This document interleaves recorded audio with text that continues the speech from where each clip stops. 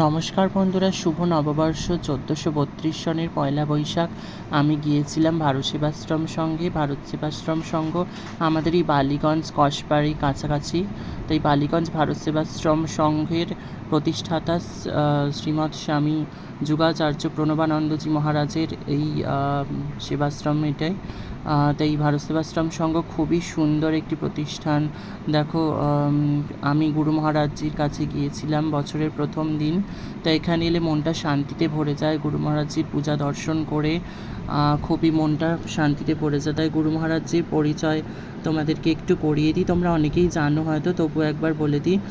ইনি বর্তমান বাংলাদেশের ফরিদপুর জেলার মাদারীপুর মহকুমার বাজিতপুর গ্রামে বিষ্ণুচরণ ভূঁইয়া ও তার পত্নী সারদা দেবীর গৃহে আলো করে ভগবান নীলরুদ্র মহাদেব তিনি অবতীর্ণ হয়েছিলেন এই প্রণবানন্দজি রূপে। মাঘ মাসের মাঘী পূর্ণিমা 1896 সাল বাংলা 1302 বঙ্গাব্দে ইনি জন্মগ্রহণ করেছিলেন বাজিতপুরে। ইনি পরবর্তীকালে ভারত সেবাশ্রম সংঘের প্রতিষ্ঠা করেছিলেন এবং সারা ভারত জুড়ে সেবাব্রতের মহান আদর্শ তিনি প্রতিষ্ঠা করেছিলেন। তা গুরু মহারাজজির দর্শন করতে গিয়েছিলাম, খুবই সুন্দর লাগলো। ইনি গোরক্ষপুরের গম্ভীরনাথজির নিকট ইনি দীক্ষিত হয়েছিলেন 1913 খ্রিস্টাব্দে। ইনি দীক্ষা লাভ করেছিলেন গোরক্ষনাথজির নিকট। তাই গুরু মহারাজজির কথা তোমাদেরকে একটু শুনিয়ে দিই। ছোটোবেলা থেকেই তিনি অসাধারণ শক্তির পরিচয় দিয়েছিলেন। তার মধ্যে অসাধারণ ভগবৎ শক্তি দেখা দিয়েছিল। 1924 সালে জানুয়ারি মাসে 28 বৎসর বয়সে প্রয়াগে অর্ধকুম্ভ মেলায় স্বামী গোবিন্দানন্দগিরি মহারাজের নিকট ইনি সন্ন্যাস দীক্ষা নেন। তখনই তার নাম হয় আচার্য স্বামী প্রণবানন্দজি মহারাজ। তা এইভাবে তিনি আত্মপ্রকাশ করেন এবং মানুষের মধ্যে ত্যাগ, তিতিক্ষা, সেবা, নীতি, ন্যায়, ধর্ম ইত্যাদি তিনি প্রতিষ্ঠা করেন এবং তরুণদের মধ্যে ত্যাগ, বৈরাগ্য, বীর্যবত্তা এই মহান আদর্শ তিনি প্রতিষ্ঠা করে সেবাব্রতের এক মহান আদর্শ তিনি প্রতিষ্ঠা করে যান। তার এই ভারত সেবাশ্রম সংঘ তার এক অমর কীর্তি।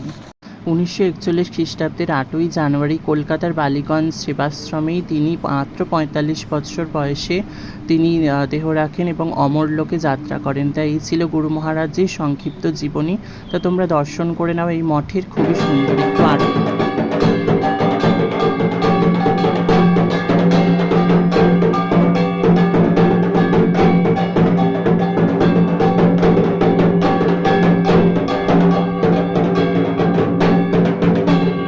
এখানে প্রতিদিন প্রসাদের আয়োজন থাকে। আমি পয়লা বৈশাখে আমি প্রসাদ পেয়েছিলাম পায়েস আর মিষ্টি, তো সেটা গ্রহণ করলাম। তারপর প্রসাদ গ্রহণ করে গুরু মহারাজজিকে প্রণাম করে নিচে এলাম।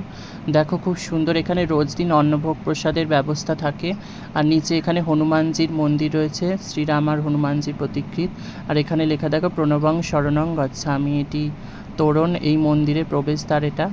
তা আমার দর্শন হলো খুবই সুন্দর। পয়লা বৈশাখের প্রথম দিন গুরু মহারাজজির দর্শন করে আমার মনটা প্রশান্তিতে ভরে গেল। যদিও এখানে প্রায়ই আসি আমি।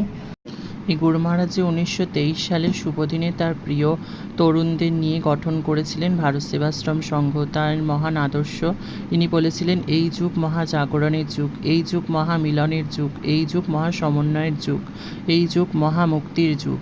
তা ভক্তরা তাকে ভালোবেসে গুরু মহারাজজি নামে ডেকে থাকে। তা এই এই ভারত সেবাশ্রম সংঘের মন্ত্র হল ওং হরগুরু শঙ্কর শিব শম্ভু।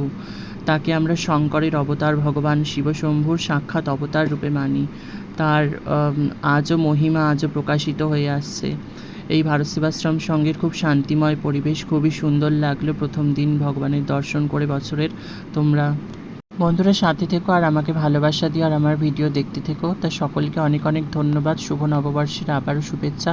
সকলের জীবন পরম মঙ্গলময় হোক, গুরু মহারাজজির কাছে এটাই প্রার্থনা। জয় গুরু মহারাজজির জয়।